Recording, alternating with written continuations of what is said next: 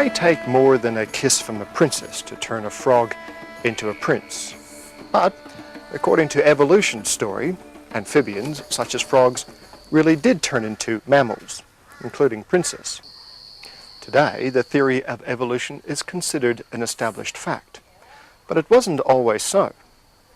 The book of Genesis is a brief glimpse into the mystery of origins, the revelation of a supreme creator to a fallen creation, a truth doubted by few until only a century and a half ago, when an amateur naturalist set out on a voyage of discovery and shook the world with a heretical idea.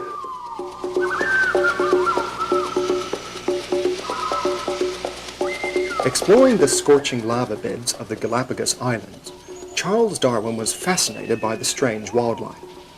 He saw that giant tortoises isolated on different islands were different sizes and shapes, and he imagined that, given enough time, if the tortoises kept on changing, they might eventually be transformed into something entirely different.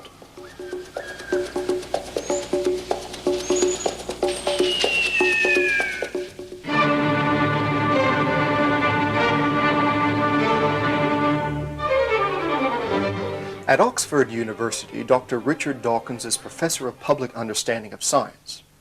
The author of several best-selling books, he is also one of Darwin's foremost defenders.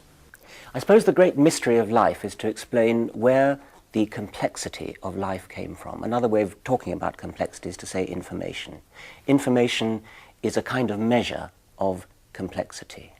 And the complexity of life is not just plain complexity, it's also adapted. Living things not only are complicated, but they do things, they survive. They do everything in their power to survive, and they look as though they are beautifully designed machines, machines designed to survive. But not all experts agree that the complexity of life could have come about by the accumulation of lots of lucky changes.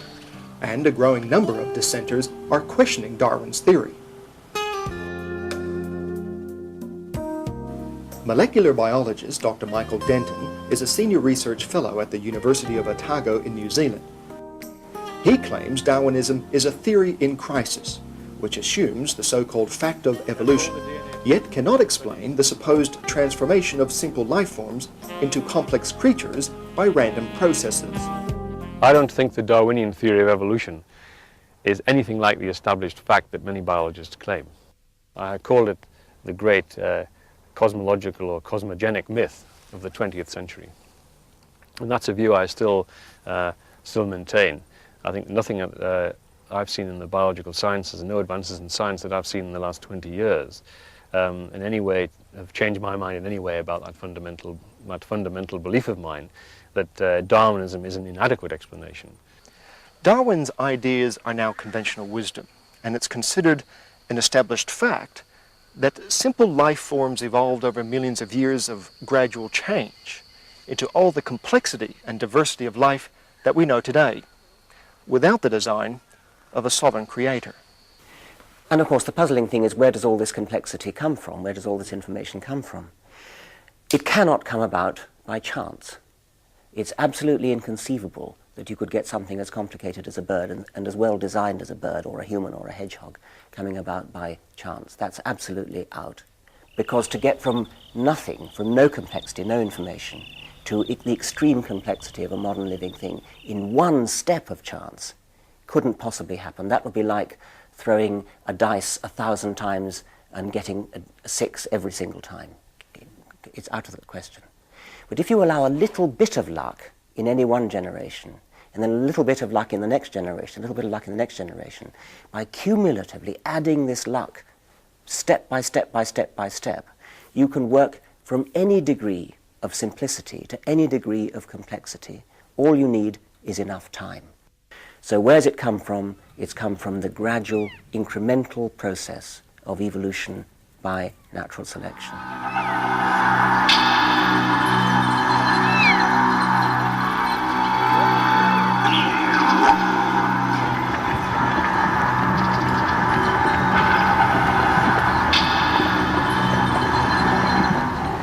It's taken for granted in the modern world of science that ancestral fish appeared in a primeval ocean, then crawled out of the water and became amphibians. Amphibians changed into reptiles, and reptiles into mammals.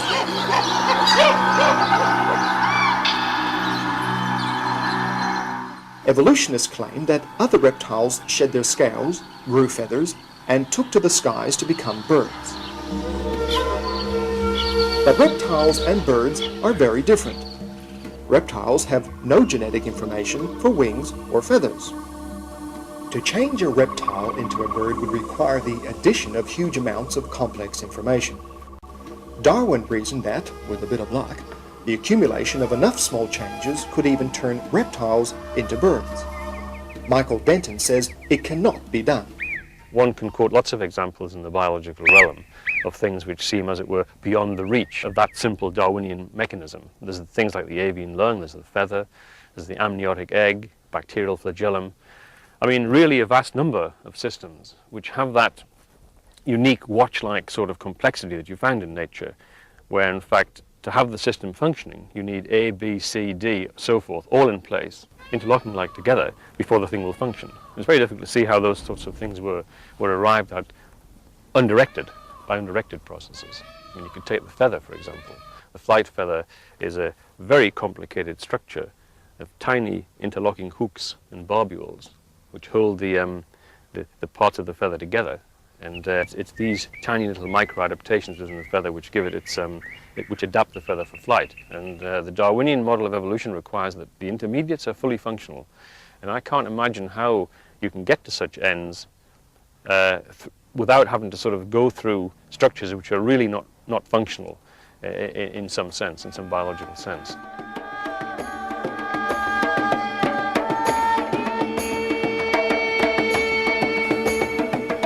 Reptiles and birds also have totally different reproductive and respiratory systems. In reptilian lungs, air passes in and out of only one tube, which ends in tiny air sacs. But in birds, the air flows continually through the lungs in one direction, through a complex system of interconnected air sacs connected up with its hollow bones. Darwinists claim that reptilian lungs changed into birds' lungs through a lot of intermediate stages. But Michael Denton says half-formed lungs won't work because the transitional form cannot breathe. Any intermediate stage would result in extinction of the species. Well, the avian lung is an example, like the living cell or like the feather, of a highly complicated system, very, very involved, very complicated, which, as far as I can see, you can only conceive of it functioning as for respiratory gas exchange.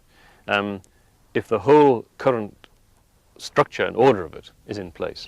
It's one of the toughest examples in nature of a highly complex system composed of a whole lot of interacting components, all of which must be there as they are in every single bird's lung before the thing would function. In the case of the avian lung, this is, for me, a very tough nut for Darwinists to crack, because I mean I can't imagine how that sort of the lung and other analogous things like it could come about as a result of the accumulation of small random changes.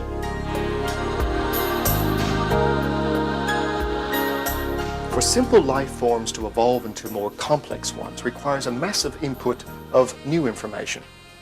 A microbe has about 2 books of 500 pages of complex coded genetic information on its DNA. A human has the equivalent of at least 1,000 books. To transform a microbe into a human means adding a whole library of new information. So where does this new information come from?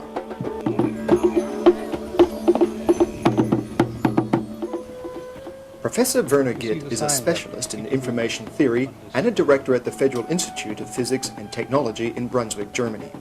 He says the evolution of complex life forms from simpler ones by selection of lucky improvements is impossible because there is no source of new information. The biggest problem in evolution is the origin of information. Where is the information coming from? It is impossible to come from a simple living being to an elephant or to a human being. It needs very much more information. And information cannot come in by a random process. Darwinists say the new information comes from genetic mutations that are passed on from one generation to the next. Genetic mutations are random errors, rather like mistakes made when copying a text. According to evolutionists, the most favorable of these mutations are preserved by natural selection.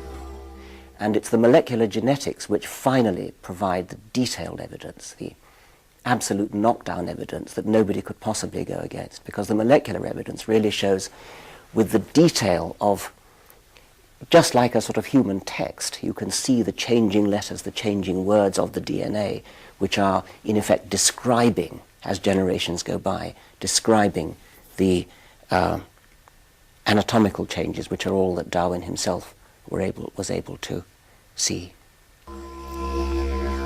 Genetic mutations occur when genes are damaged, often by exposure to radiation or toxic chemicals.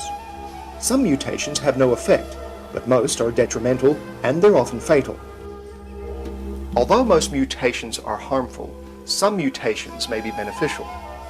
Darwin has claimed that evolution occurs when these rare beneficial mutations accumulate through natural selection.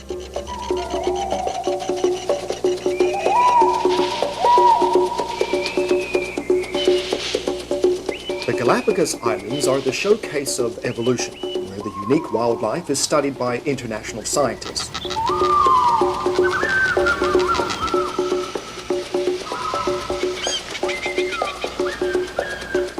Here, tourists are shown the flightless cormorant as an example of evolution through beneficial mutation. The Galapagos cormorant has lost the genetic information for wings, and without wings, it can swim and dive quite well, which may be an advantage. Galapagos tour guides explain that because of this apparent advantage, the flightless cormorant left more offspring, and so, through natural selection, it survived, while the other birds with wings died out. Flightless cormorants are really degenerate mutants with a loss of information for making wings. All examples of mutations are actually loss of information, even the favourable ones. There is no new genetic information. Claimed examples of evolution in action are actually examples of variation within a kind. Antibiotic resistance, insecticide resistance, peppered moths, all these are examples of rearrangement of existing genetic information or loss of genetic information. There's no new genetic information. If you reject the sufficiency of chance, undirected chance, as an explanation for biological phenomena as we see them on Earth, then you have to have some form of design hypothesis. This is the only alternative available. I think when you look at the laws of nature and you look at the cosmos, you have these two conflicting possibilities. You have the possibility of the transcendent Hebraic God who created the world and organized all the laws of nature to this end, or you have the other possibility that somehow the universe is a living whole, a self-organizing system.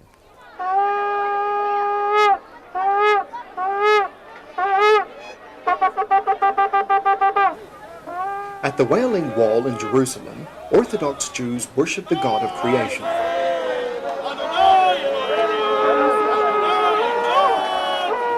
According to the book of Genesis, it is by design, not chance, that we came into existence.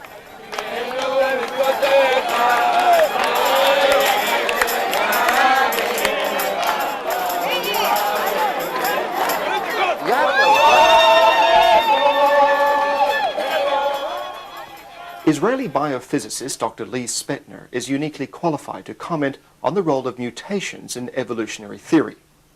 A specialist in the physics and mathematics of information, he has researched the signal-noise relationships in DNA as a Johns Hopkins University Fellow. He has published in leading journals on theoretical and mathematical evolutionary biology. He believes the evidence supports the biblical account that God created certain basic types which have, through time, diversified as they adapted to their environment. I really do not believe that the neo-Darwinian model can account for large-scale evolution. What they really can't account for is the buildup of information.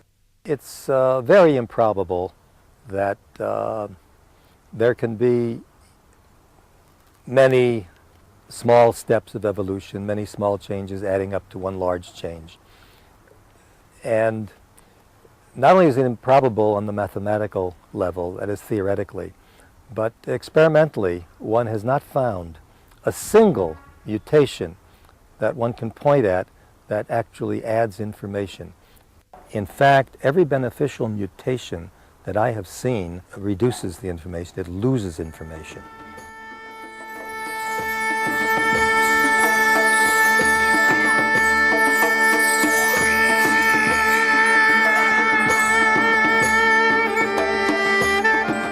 Australia's Royal Show in Perth is the place to show off your purebred.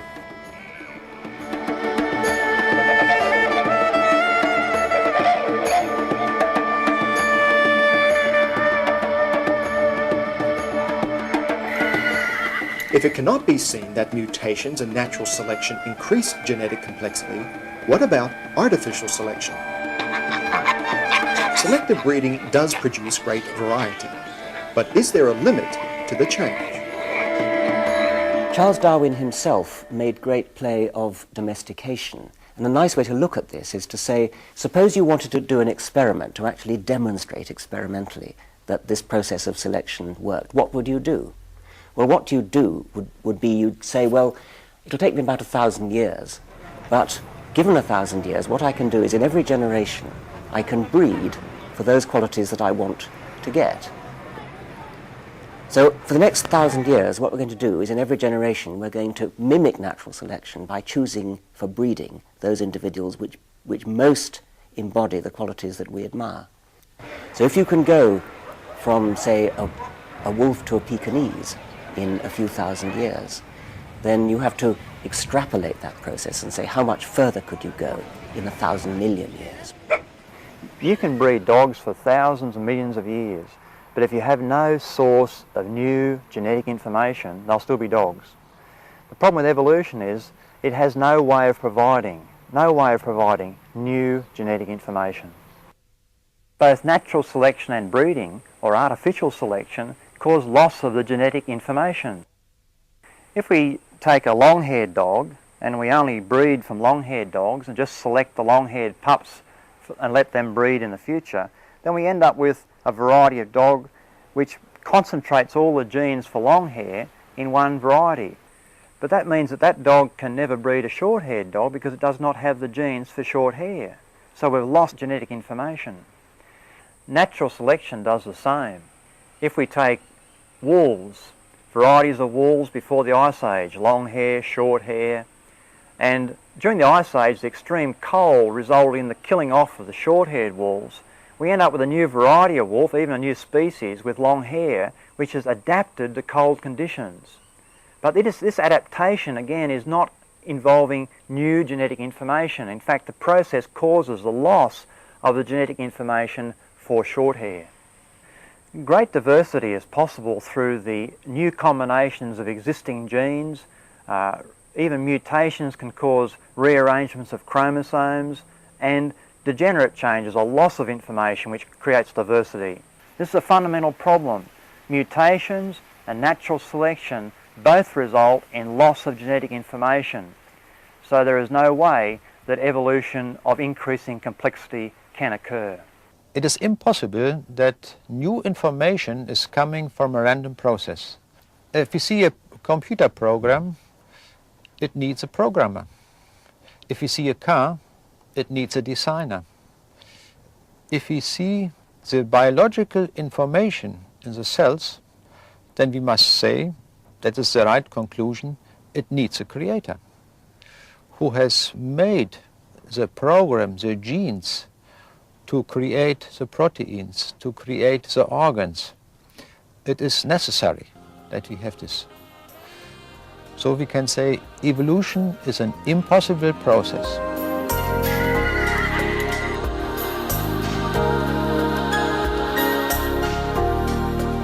Every school child learns the supposed evolution of the horse, from tiny ones with multiple toes to large one-toed modern horses. What were their ancestors like? You can trace the evolution backwards, The clues are in their skulls, feet and teeth. From 4 toes to 1 toe, from short teeth to long teeth, from browsers to grazers. Choose one of the lighted buttons. Choose now.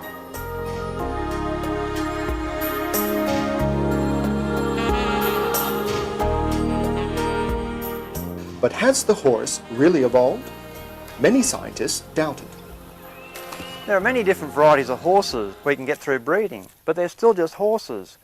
We can get large ones, small ones, even ones with 3 toes. Evolutionists put these into a sort of a sequence and add a fossil rock badger at the bottom and then claim that's evidence for evolution. But you take out the fossil rock badger and you just have variation within a kind. Horses breed horses. That's not evolution.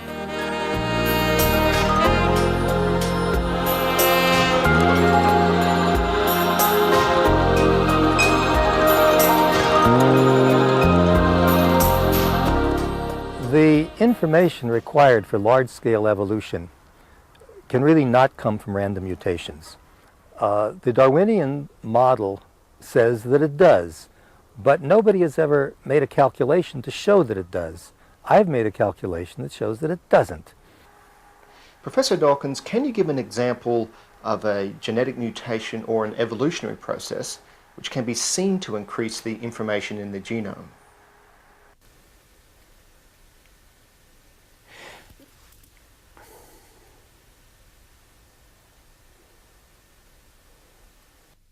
There's a popular misunderstanding of evolution which says that fish turned into reptiles and reptiles turned into mammals, and so somehow we ought to be able to look around the world today and look at our ancestors. We ought to be able to see the intermediates between fish and reptiles, or between reptiles and mammals. We ought to be able to see fish kind of on the way to becoming reptiles. But of course that's not the way it is at all. Fish are modern animals. They're just as modern as we are. They're descended from ancestors, which we're descended from. Way back 300 million years ago, there would have been an ancestor, which was the ancestor of modern fish and the ancestor of modern humans. And that ancestor, if you could have been there then, you could have seen the first steps towards a fish, say, coming out onto the land and becoming something like an amphibian. But that was a long time ago. You wouldn't expect to see that today. If one were to believe the neo-Darwinian account, you would have to say that information is built up gradually in small steps, a little bit at a time. And if one examines the mathematics of this sort of thing happening, it turns out that one has to assume that at any stage in evolution that there are a large number of possible mutations that could occur that could be adaptive. And if there are a large number, we should be able to find some today. And the fact is that we don't. All the mutations that have been examined on a molecular level show that the organism has lost information and not gained it. The Genesis account of creation implies that virtually all genetic information existing today was present in the original kinds. So, great variation is possible within each kind, but one basic kind cannot change into another.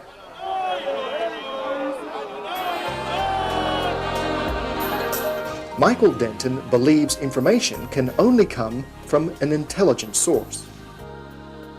And I tend to think that, in fact, the evidence suggests a transcendent sort of Hebraic God of the Judeo-Christian tradition. An external creator made the world and gave it its order, its pattern, and its ends. It's consistent, I think, with the evidence, though. It's consistent with it.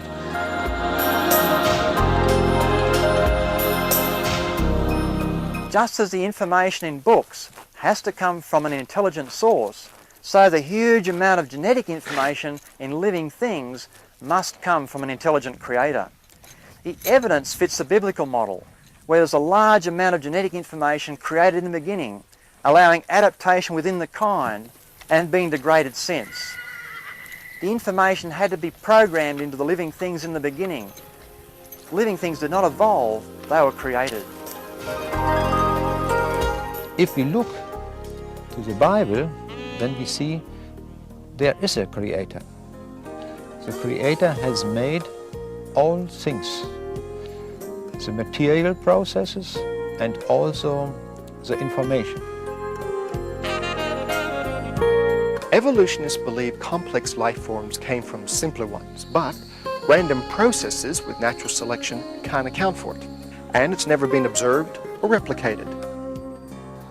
The accumulation of gradual changes produced by lucky chance has never been shown to add new information or increase complexity. Creationists believe that all the evidence points to a creator. Dogs may be hairy or bald, and frogs may be spotted or green. But dogs will be dogs, and frogs will always be frogs. Even with a kiss from a princess, a frog will never become a prince.